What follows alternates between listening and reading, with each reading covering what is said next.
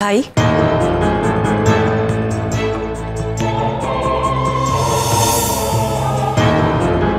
দিদি ভাই বল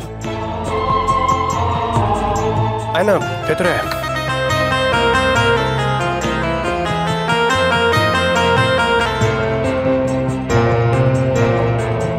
বস।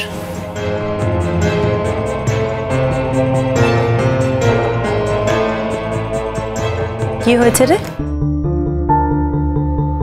কি ব্যাপারে বলতো? দেখ ভাই, এবারে তুমি বেশ কিছুদিন ধরে একটা গন্ডগোলের আভাস পাচ্ছি, আর আমার স্নায়ুগুলো এত সজাগ। তাছাড়া এবারে লোকেদেরও তুমি হারে হারে চিনি।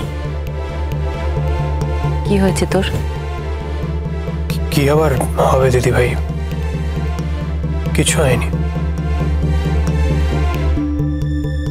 তুই কিন্তু জানিস ভাই যে আমি কিন্তু এ বাড়ির কারুর কোনো পার্সোনাল ম্যাটারে ইন্টারফেয়ার করতে যাই না, কিন্তু তোর ব্যাপারে আমি ইন্টারফেয়ার করতে আসি, কারণ এ বাড়িতে আমার একমাত্র তোকেই সেন্সিবল মানুষ বলে মনে হয়।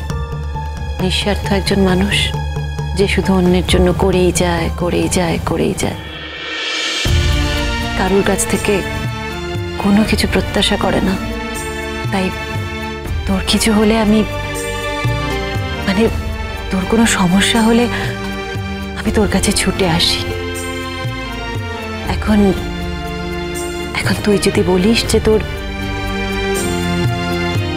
আমার আসার প্রয়োজনীয়তা নেই, তাহলে ঠিক আছে, ওকে।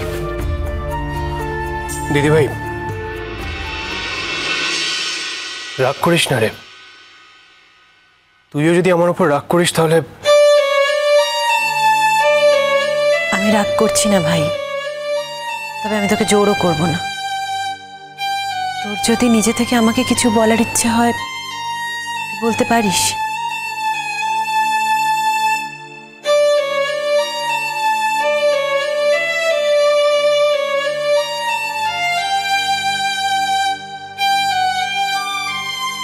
কি বলবো বল দিদি ভাই?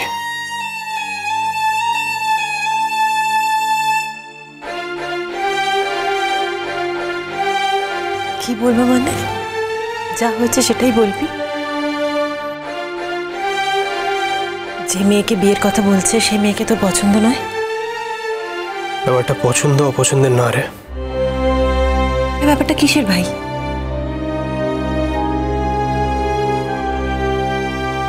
আমার তো একটা অন্য পছন্দ থাকতে পারে না, এই সুযোগটা আমাকে দেওয়াই হলো না।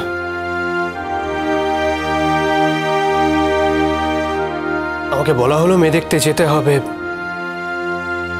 আমি গেলাম।